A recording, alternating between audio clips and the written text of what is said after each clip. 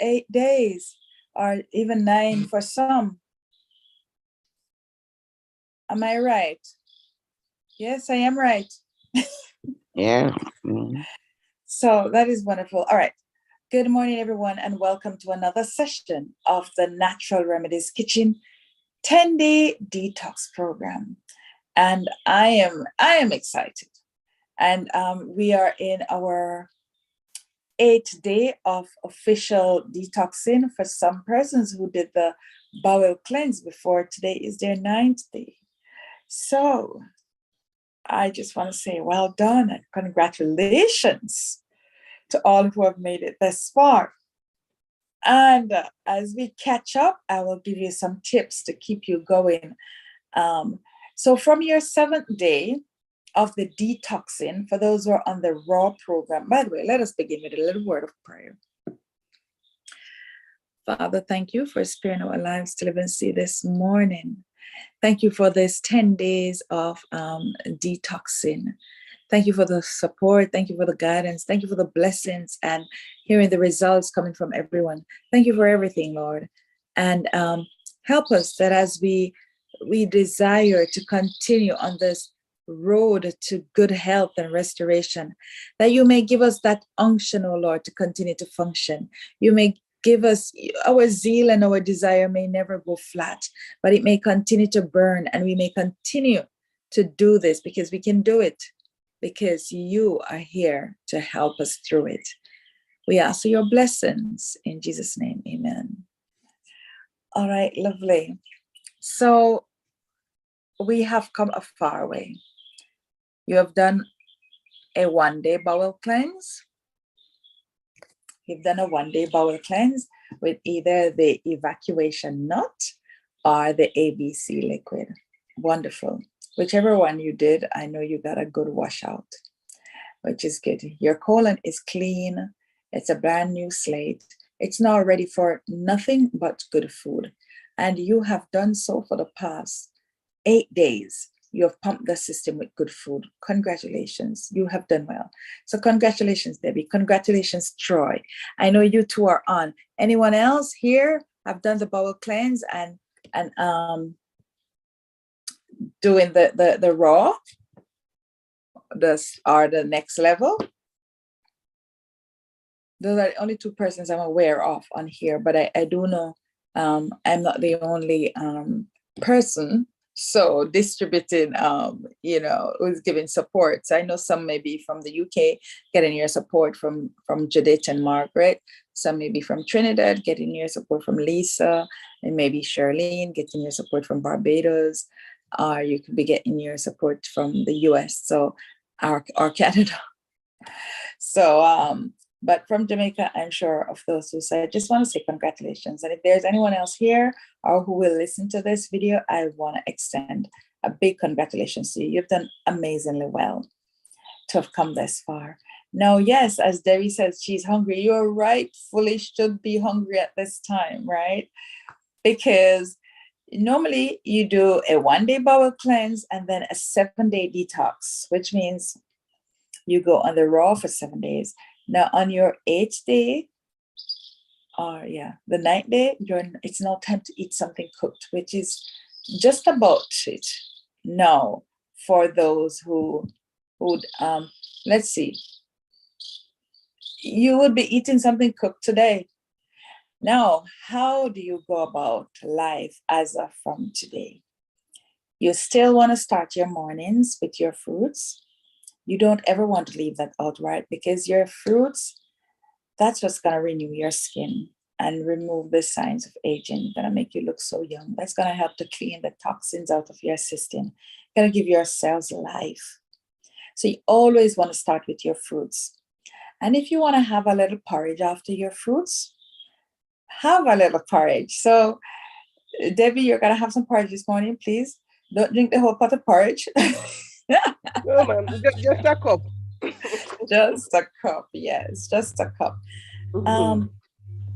For your dinner, you want to have your big vegetable salad. So you still want to have about the same size salad. A side salad, you want to weigh about 1/2 pound of salad for a side salad. And for your main course salad, you want to be clocking anywhere up from 3/4 pounds to 1.5 pounds of salad. All right. So make sure you're getting your nutrients in. And that's just a rough guide, a rough estimate. All right. Make sure you're getting your nutrients in. Make sure your salad is dense, is nutrient dense, not calorie dense, right? Nutrient dense. You get calorie dense food when you start cutting the throat of something, right? And that's when you start packing in the calories. When you're on the program that I've put you on, you don't count calories. You don't worry about that at all. All you worry about is just get them in, right? So you want to make sure your dinner starts with a massive sized vegetable salad, and then followed by your cooked food. Your cooked food must have some sort of beans in it, right? If your salad has bean sprouts, you're doing well, right? So for good nutrition, we want to make sure we're getting at least 3 servings of beans per day. Am I right, Charlene? 3 servings of beans per day. And you want to try to get one in with your breakfast. So oftentimes it's easy to get one in with a cup of milk. So you can make your own soya milk. And if you get a cup of that in the mornings, there you go. So like now you're going to make your porridge. You could use some soya milk to make your porridge or to sweeten your porridge, use some soya milk with it. So that's one way you could get it in. Or you could make some cream. So when you come on my cooking course, I will teach you how to make the different creams. And you could use your bean milk to make your cream. And then you could have your cream with your fruits or your pancake, that you can make. You can make your pancake from beans as well. A lentil pancake, a Jerusalem peas pancake, a bean pancake, absolutely delicious. Today, our salads that will be going out will probably have some vegan omelets to go with them. So that's a way of helping you to get your beans in. You could make your omelet for breakfast. You could make your omelet to go with your dinner, right? You could make what is called a frittata, which is typically an egg dish with vegetables and cheese and stuff like that in it. But we make our wholesome vegan version with bean flour. And so our bean flour is used as a replacement for egg, but it's a particular bean flour, not just any bean flour. And we have our vegetables like our broccoli, cauliflower, our spinach, etc. kind of vegetables cut up in it. And we stick that in the oven. We sometimes make them in muffin sizes, or we make them and then slice them so you get a nice slice of frittata. It's absolutely delicious, absolutely nutrient dense, and just goes really nicely. It's something that you can make up quick in the evenings when you go home as well. So make sure that you start out with your salad, right? If you want to reverse diseases and you want to reverse the sign of aging and you really want to look good and feel good and you want to make the change, don't forget these words. Start out with your fruits first, followed by the dead food. Dinner, start out with a big vegetable salad, followed by the dead food. And when I speak of dead food, I am not talking about flesh food. When I'm talking about flesh food, I say flesh. And flesh includes everything that had a mother or eyes, right? When I'm talking about dead food, I'm talking about the food that you cook. Because once you've cooked it, you have started losing nutrients. So the nutritional value is not the same as when it is picked freshly from the tree, right? You start losing some nutrients. Mind you, you do have certain foods, when you cook it, you get some added value to it. Like you may activate certain nutrients. For example, when you cook your carrots, you may activate the lycopene, I think, or your tomatoes. When you cook your tomatoes, you activate the lycopene. When you cook your carrots, I think you activate the carotenoids. Or, I may be slightly wrong, but definitely when you cook your carrots and your tomatoes, you get some added nutrients that you probably would not have. You will still get them when it is raw, but you don't get as much as when it is cooked. However, don't forget the flip side of the coin. Once you put heat to it, there are a lot of vitamins that you're going to lose from it once you put fire to it, right? So don't go thinking now that every single time you must cook your tomatoes, because you're not going to get everything from it when it is cooked. But no need as well to always eat your tomatoes raw, because even though you're getting everything from it, if when you cook it, sometimes you get some added nutrients, right? So it means have a balance in life, but your balance is a 70% raw. That's your balance, 70% raw, 30% cook.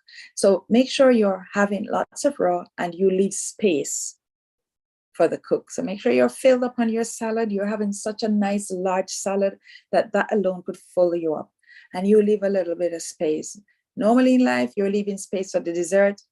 Now you're going to leave a little space for the cooked food. All right. So we don't want the coin to be flipped, where you're coming out with a tray of cooked food and then a side salad. No. Maybe once in a blue moon, once a quarter, you could do that, but you don't want that to be your daily habit. Otherwise, you're not going to receive the benefits that we would love for you to receive. Right? While I'm at it, I just want to tell you, thank you. I just want to tell you a little bit about the salads that you received last week. They had sprouts in them. Sprouts is super nutrient dense. It is packed with nutrients. It is considered a food powerhouse. In fact, it is sprouts are described as functional foods. What does it mean to be a functional food?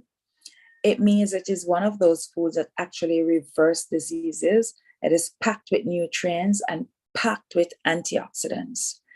And when the food is sprouted, it makes it more digestible. It makes it more easier to be absorbed by the body. And it increases the nutrition in most of the protein. It makes it so much more packed with nutrients. It's like some beans are like 6 times the amount of proteins are now available to your system, right? When you take sprouts in. So your salads last week had sprouts in them. Sprouts, you can eat them raw. You can cook them. If you're going to cook them, you just lightly cook them. Nothing like you would have, nothing that you're going to keep no fire on forever and ever. No, just lightly cook them. You could lightly steam, lightly saute, or just throw hot water over them, right? And why you would want to do that? Surely, once you put any heat to them, you're going to lose some of the nutrition. So it's not going to be as powerful as before, right? As when they're raw. But if you're going to make your own sprouts or, purchase in the shops, so, I mean, I don't really see it here in Jamaica, but in the US or in the UK, you do get your sprouts sometimes in the shop. Once you purchase them, you don't know if most times, well, I don't know if it's most times, but rarely it should have a date on it when it was put on the supermarket shelf. And if you're buying it on that same day, just make sure that you keep rinsing it 2 or 3 times per day when you pick it up off the supermarket shelf. If you're doing that, then you can have your sprouts raw. But if you're not doing that and you just stick it in the fridge and you don't know how long it was on the supermarket shelf, then throw a little hot water over it and drain it off and run it under cold water before you consume it, just to make sure that you would have killed any bacteria that may cause salmonella, or there's another one. It's normally troubled by 2 bacteria, salmonella and I can't remember the other one. Is it listeria? I can't remember. But that's just for the hygiene of the sprouts. Now, the ones that you got in your salad was completely raw for the 7 days. Lots of love and attention was given to them to make sure that they are absolutely perfect. 1 a.m. in the morning, sometimes I'm up making sure that those sprouts are nicely rinsed and ready to go on your salad. And they were absolutely gorgeous. It was a lot of nutrition, dense nutrition going in the body, which your body would have loved. What I want you to do is I want you to maintain it. I want you to keep it up. I don't want you going back to Egypt. All right. want you to maintain it. So try and get some sprouts in, maybe even if it's not every day, at least 3 times for the week, you get some sprouts in. You can have your sprouts, and if you still want to have some cooked beans, you can still have some cooked beans. Yeah, nothing is wrong with that. Now that you're going to go back to some cooked food, there's certain foods I'm going to tell you about, which what I'm going to tell you about certain foods may surprise you. All right. All right. White rice. And I'm starting with the easiest one first. The one that is probably less harmful to your health first, right? And that is the white rice. There is no nutrient in it unless the rice is actually grown on the tree and harvested white. Then that is okay to eat. We don't really get that. You hardly ever find that. All right. Now, the bleached white rice, that is what we purchase from our supermarkets, there is no nutrient in it. So when a grain is picked, it is called a whole grain. That means it has got everything on it that is grown, how it comes, how God intended for you to eat it, right? It has got a husk, which is called a bran.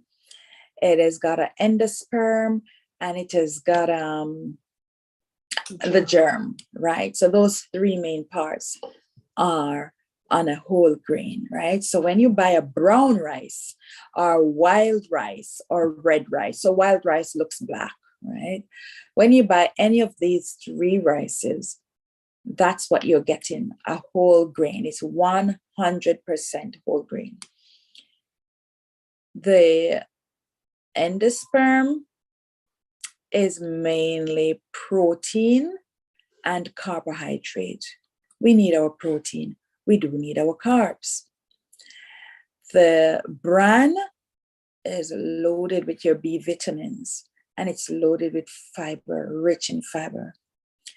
The germ, or the powerhouse, the brain, that's where the most of the nutrients are. So all your omegas, your good fats, all the rest of your B vitamins, the rest of your protein, all your minerals, your trace elements, and your essential minerals, right? Essential means you need to get it from your food because your body does not make it on its own, right? All of that is in that little part, right? The little section called the brain of the grain. Now, when you get the white rice, the brain is completely removed, all right? So firstly, you're getting a brainless rice. The bran also, which we can consider the spine, is also completely removed. So you're getting brainless and spineless rice. All you're getting is white rice. It's just the endosperm. So all you're getting is protein and carbohydrate. So you can eat that, and you will find that you can eat a bowl the size of a washing tub before you get full. And then you're filled with it. But then your body has absorbed the amount of protein that it needs, which is quite frankly just a small amount. And it has nothing, it has absorbed all the carbohydrate it needs, plus it has more floating around. So then we start having insulin resistance. We have too much. And guess what? The cell starts searching. Where's the rest of nutrients? Where's the rest of nutrients? Where's my B vitamin? Where's my potassium? Where's my folate? Where's my vitamin K? It starts searching. The body cells start searching for nutrients. Can't find any because you didn't put any there. So your cells starve. Can you turn on that fan for me, please? Your cells starve. They starve from lack of nutrition. What starts happening now? You don't get no vitamin K in your blood. Then your body starts getting short of the blood clotting factors that it needs, because your vitamin K has 4 of the blood clotting factors that your body needs to clot blood. So you find that you get a little bruise and you're bleeding and it won't stop, and you put Band-Aid on it and you put this on it and you put that on it and it's still a bleeding. It won't stop because you're short of vitamin K. Your body is lacking, it is starving. You find that your hair start falling out. There's the what you call it, the hairline starts disappearing, it starts receding, bald patch up in the middle, lack of your vitamin B's. You find that you're getting chicken skin, you start having those little fine bump on your skin that looks and feels like chicken skin. Again, lack of vitamin B is a whole family by itself. You don't want to be short of vitamin B, because it's not like you're short of one item.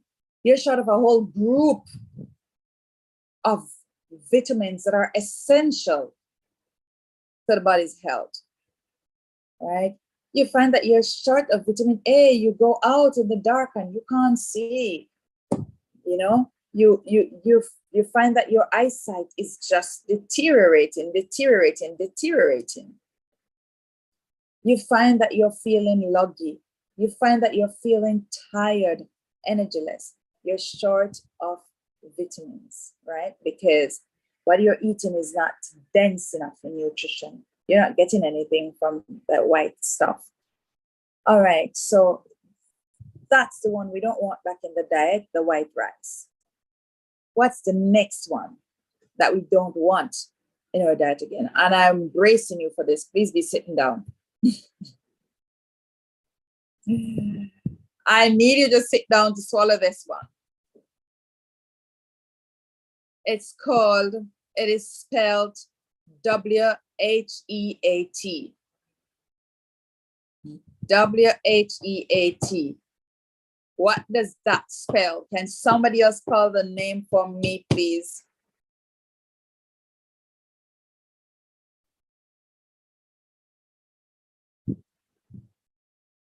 Let me see if anyone is listening to me. Unmute yourself and say the name. What did I just spell? Wheat. I just spelled wheat. Wheat, excellent, yeah. Now, let me tell you something about wheat. There's loads of different wheat out there. Now, the wheat that we get on our supermarket shelves, that the whole world gets, is not the same wheat that the Bible spoke about. So Satan has attacked the wheat. The Bible speaks highly of wheat. Wheat, original wheat that the Bible speaks of, is nutrient dense. And it is something that you want to have in your diet. But can you find that today? Yes, you can still find that wheat today. But surely, when you go in that supermarket and you pick up your flour, whether it be white or brown, it is not that wheat that the Bible speaks of. What that is that we've picked up in the supermarket that is so cheap, it's called hybridized wheat. In other words, genetically modified wheat. Listen, that thing is sturdy. That thing is strong. That thing has a long shelf life. That thing is a good stabilizer. That thing that we pick up called wheat is cheap. It is good price. And you know that, and you feel like you're getting good value for money. But let me tell you something about that wheat. Firstly, the white one is an end product. Really and truly shouldn't even be food. So let me tell you how we can end up getting that wheat so cheap. That wheat, when you pick up your door, right? Your door. You see your door that is on your house right now? 90% of it is wheat. The other 10% is, I can't even remember what they call that wood that is on the outside. But 90% of your door is wheat, right? And what you're getting is the end product. That's why you can get it so cheap. It is what normally would have been thrown away. But, okay, so it's like for example, I've made my soya milk, and I would throw away the husk. But instead of me throwing away, I use it to make maybe some meatballs, and I sell you the meatballs. But the soya milk is really my value out of my beans, right? The meatballs is my end products. That's your wheat. It's used to make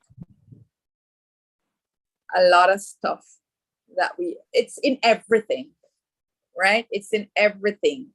Your chair, your door, your this, your that. And we're getting the end product.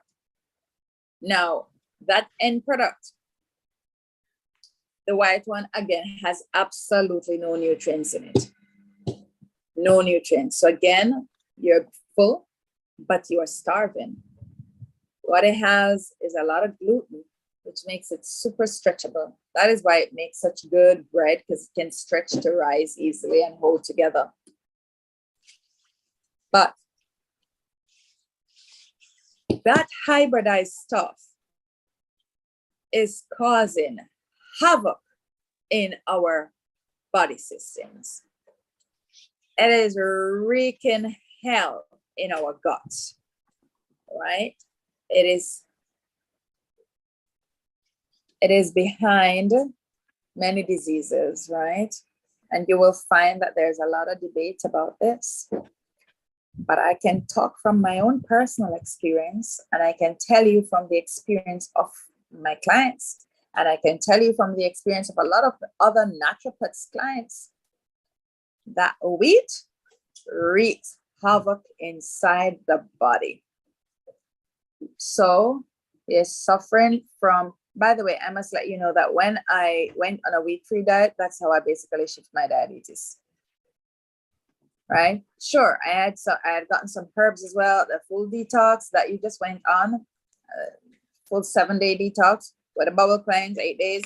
And I did another week of just added beans, as in cooked food, only beans added, right? So I did that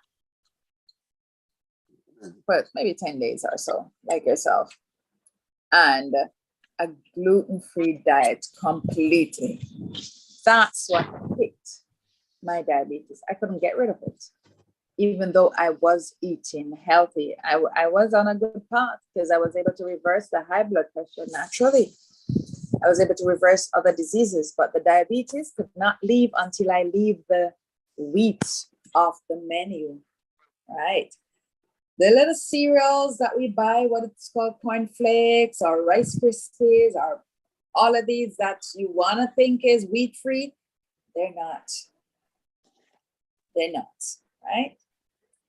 There's hardly anything on the supermarket shelf that does not have wheat in it. So just check everything before you spend your hard-earned money. Wheat, your cancers, it is behind it.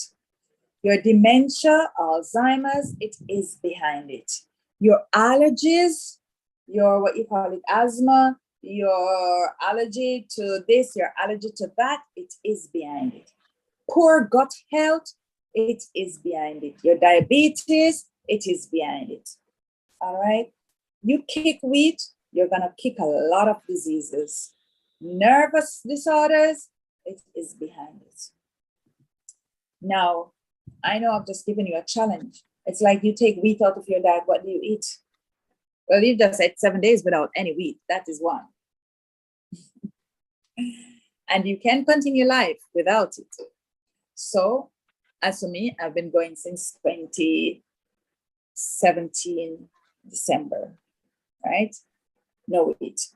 I did my detox 2017, November, the ending of November. 2 weeks in the last 2 weeks of November when I did my detox. And did I try wheat after that? Yeah, I forgot they told me I was wheat free and I shouldn't take any wheat. So after that, of course, I went and I had food with wheat, and I could feel the immediate effect. And then I realized, oh yeah, they did say that you're allergic to wheat and you shouldn't touch it. So I came off wheat and got back on track. And if I should get some wheat in my diet accidentally, because it has to be accidentally, I know right away, without delay, and I have to clean it out of my system. Now, I have lived without wheat since 2017. And here I am. I'm feeling good. I'm looking good. I'm lacking nothing. Can you do it too? Of course you can. Was it easy for me? Of course it was not. You know why?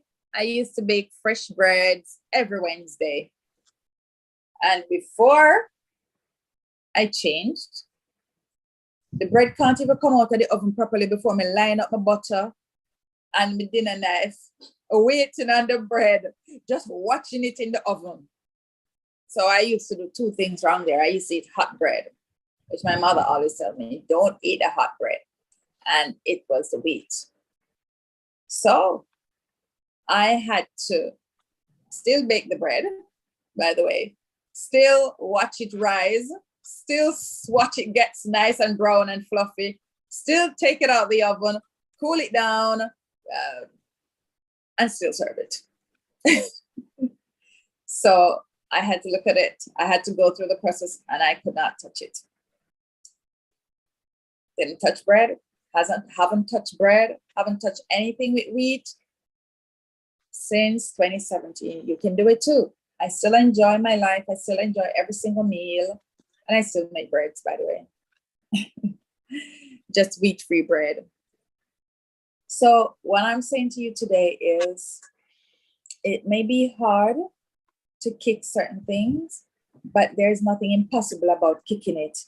When you truly want to heal, when you truly want to reverse your disease, you've just got to make up your mind to do what you have to do.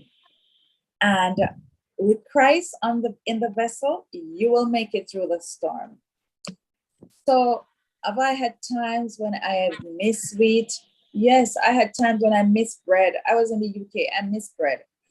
And I did buy some gluten-free bread. And I'm telling you, the first time I had a slice, I bought a whole loaf of gluten-free bread. I had one slice. I never finished the slice. I throw this slice and the rest of the bread in the bin. I was like, I can't eat that cardboard. I just could not eat that thing that just was like cardboard. And I raised my hat to all those who could eat their gluten-free breads, those sliced gluten-free bread, right? And I just bought my breadfruit, roast them, slice them up in quarters and put them in my freezer. And when I'm ready for some bread, I just take out a piece of breadfruit and I used to use it as my bread. But now I make some lovely flatbreads. I make my wraps, you know. So I prayed and I said, Lord, I want to learn how to make some breads that is gluten-free. And then I have another problem. I'm also yeast-free. So I am gluten as well as yeast-free. So I've had to ask the Lord to show me how to make my breads gluten-free and yeast-free and baking powder-free and baking soda-free. So now I make nice flatbreads for myself. I don't even worry anymore about bread. And it's delicious, nutritious, holds me, and it does the job. Makes sandwiches, makes whatever it is, wraps, whatever it is I want to make, burgers. All right, so with that said, this morning going forward, I want you to start really focusing on what you put in your body. Because when you put the stuff in your body that brings diseases on, it will bring disease on and it will disrupt your gut, right? It will disrupt your gut and you won't be able to absorb the nutrients from your food. It will turn the system topsy-turvy. So we want you to kick everything that is inflammatory. And wheat falls in the group of inflammatory foods. So it's not just animal flesh. It's not just dairy, right? It's wheat as well. Now, going forward, should you go back to a piece of chicken or a piece of fish? No, don't. Kick those to the curb. Kick flesh food to the curb. Replace them with beans. You have so many variety of ways that you can prepare your beans. And when you talk about variety, beans just takes the title, right? So if you just put a little cap on and think a little bit about some of the beans that you're familiar with that you see in the supermarket. Red kidney beans, everybody know that one. And you can also sprout it. It actually is one of the most nutritious beans sprouted, right? You've got monk beans, one of the easiest beans to sprout, and super nutrient dense as well, very high in proteins. You've got Jerusalem peas, also known as azuki beans. That is a little tiny red ones, really fine. Looks a little bit like monk beans, but maybe about twice the size of a monk bean. Very nutrient dense as well. You've got chickpeas. Oh boy, the most versatile bean there is in the whole wide world. You calling my cooking chorus? We use chickpeas, boy. Boy, we use chickpeas. We love our chickpeas. So your chickpeas, even the water from it is useful. It makes even whipped cream. We use our chickpeas to make cheesecake, vegan cheesecake. Yeah. We make vegan eggs with our chickpeas. So chickpeas is almost versatile and the flavor is so good, right? You've got your broad beans, right? Amazing in soups, amazing in stews. You've got your gungo, amazing flavor, really unique, really outstanding. And that one can be sprouted easily as well. You've got your black bean. Oh, ladies, that bean is your friend, right? It balances hormones very well. Name a few others. You've got your white beans, great to make milk. Because not just by the way, soya beans, the most nutritious bean of all, on par, the milk, soya milk is equal on par to cow's milk. Plus, it has more nutrients, and you don't get the cow pus, and you don't get the hormone, you don't get the antibiotics from it. All right, so there you go. One of your most valuable beans there is. You have roast cocoa beans. You've got, name them. Tell me some other beans. Just white navy bean. Name them. We've got so many beans out there on the market. You can't be short of beans. You've got the cowpeas, these little brown ones. Amazing peas as well to really fight against certain cancers. Amazing one to sprout. So name a few others. Do you know any more that I have not mentioned? Oh, lentils. I forgot. This is like a whole family by itself. You've got the red lentils, pretty easy to cook. 20 minutes, you've got dinner ready with red lentils. You've got the brown lentils, a nice and hearty, beautiful flavor. You've got the green lentils. You've got the white lentils. Sorry, but up to today's date, I cannot cook that thing to get it flavorful. You've got what they call PUI lentils. Another good one as well to cook with. You've got the black lentils as well. Really gives a nice contrast to your meals. Nutrition as well. So you've got so much out there. You're not short of beans. You can cook 3 different types of beans every day without repeat if you wanted to. But I'm saying to you, try and get at least 1 serving of beans in minimum per day, right? You've got your vegan omelet.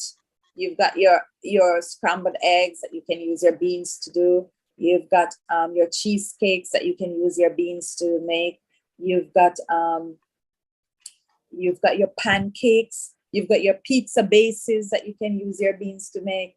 You've got your milks that you can use your beans to make. You've got your creams.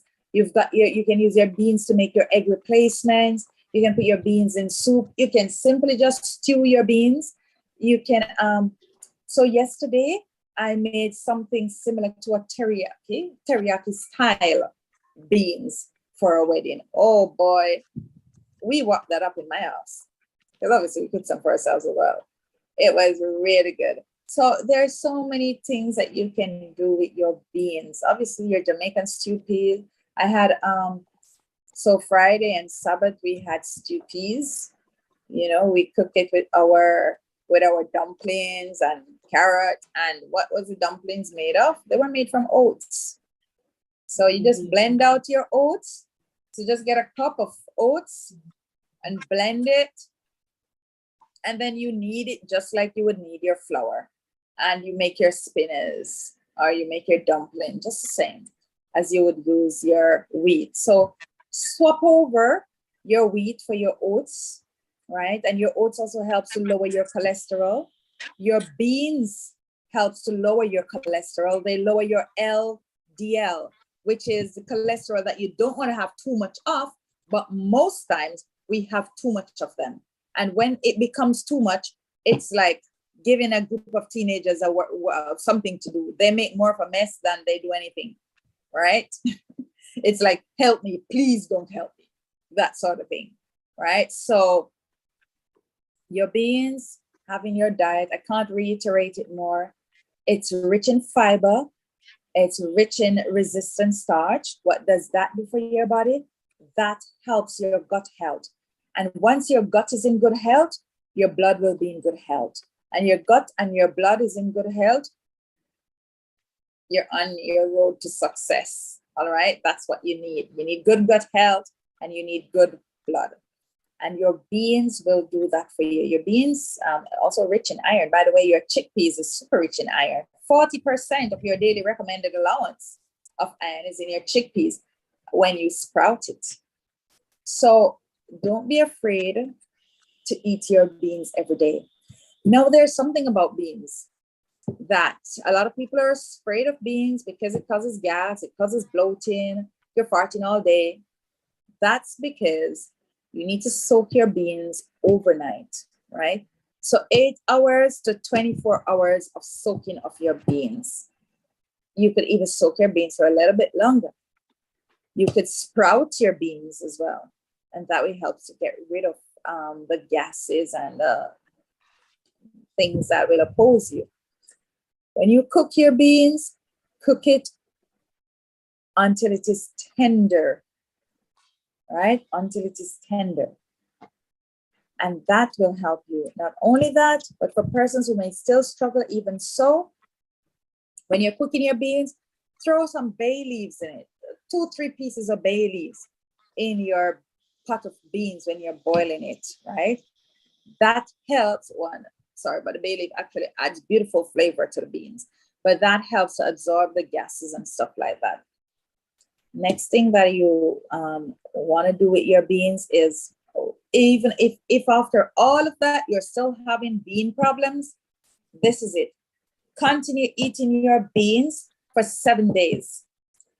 After week 1, you're going to find that you have no more bloating. Your body has come around and it's gotten used to your beans. So you have no more bloating. You have no more problems with your beans after 7 days. So I'm sending you off to now be a bean freak. I'm sending you now off to be a bean freak. So enjoy your beans and use them in everything. Use them up, use them up, use them up. On our cooking course, we teach you how to get the most out of your beans. All right, and this time, and by the way, if you want to buy some sprouts, I have sprouts available. I just need containers to put them in. So you will be able to purchase sprouts from me if you want to purchase some nicely done sprouts. I've got mung bean sprouts, Jerusalem sprouts. I will also have other sprouts available soon, including quinoa and your seed sprouts and your chickpea sprouts.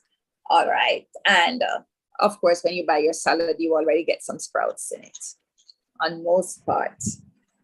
At this time, we now need to stretch out the bodies and get a little bit of exercise in before we part So we have just 3 minutes we have left, but we will use this 3 minutes to stretch together.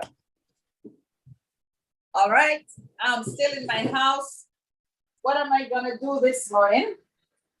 I'm on the table and we just want to stretch out on our tables or whatever you have in your house. Do a little upper strengthening exercise. All right. I'm going to show you one way how you can really tighten the glutes. While I'm doing this, I'm squeezing my tummy in, right? So I'm squeezing in while I'm doing that, and I'm squeezing my bottom in as well. So showing you a way now how you can tighten your glutes. Let me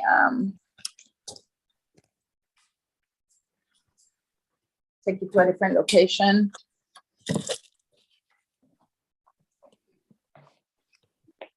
So here you go. You want to bring up, bring your foot up, up, up, up, up.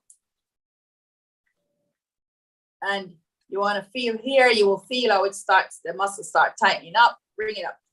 Hold it. 2, 3, 4, 5, 6, 7, 8, 9, 10. Switch legs. Next one. Bring it up, bring it up, bring it up, bring it up, bring it up. 1, 2, 3, 4, 5, 6, 7, 8, 9, 10. I will leave you to continue your exercise. And of course, we are nothing without the Lord. So I've got to say this before we go. When you want healing, one of the first things that you need to do to claim your promises is you need to, one, forgive all those who have trespassed against you, right? Forgiveness is key to healing. It may be anger or bitterness towards your mom. Maybe it's even somebody who is dead. Forgive them. Forgive them for what they have done you wrong. Maybe someone hurt you when you were young. Forgive them. We've got to forgive to be healed. Disease never comes without a cause. Unforgiveness breeds cancer. Unforgiveness grows tumors. Unforgiveness causes rapid cell growth. Unforgiveness causes havoc in the body.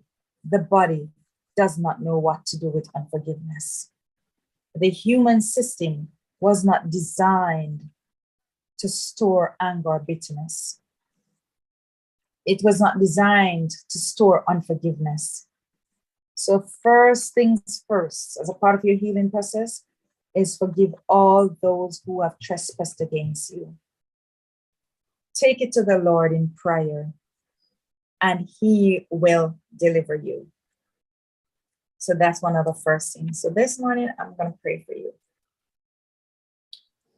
Father, who art in heaven, we give you thanks for sparing our lives to live and see this morning. We give you thanks for your love, your mercies, and your grace. Lord, I present everyone present on this platform and who will listen to this recording before you. Lord, we know that forgiveness is sometimes easier said than actually done. But is there anything that we cannot do? No, Lord. You can give us the strength. You can give us the power to forgive all those who have hurt us, all those who have trespassed against us. Forgiveness was not designed for the perpetrator, but it was designed for the victim, Lord, to help us to let go of bad energy, to help us to let go of bitterness, anger, things that will destroy our body from the cellular level. So this morning, Lord, I'm asking you to give everyone the power to forgive so that they can be healed. Grant them peace of mind and joy in their hearts that overflow. Lord, you have forgiven us, even though we have caused you much hurt. We are your perpetrator. and you have forgiven us. Therefore, we can forgive all those who have perpetrated us, who have trespassed against us. Help us, we pray. Grant us favor. Grant us healing 100% in Jesus' name. Amen. Have a wonderful day, everyone, and we will see you tomorrow. We have a guest presenter who will be presenting to us on gut health and detoxification. Come again with your pens and your pencils. And then Wednesday, we have a session, I believe, in sunshine. You don't want to miss that. So I will see you tomorrow morning. And if you want your salads today, please order your salads today. We've got mung bean sprouts. And since we can cook something today, we will have something cooked in our salads. So it's going to be stepping up in terms of flavor and variety and all. So please place your orders quickly if you want your salads for this morning.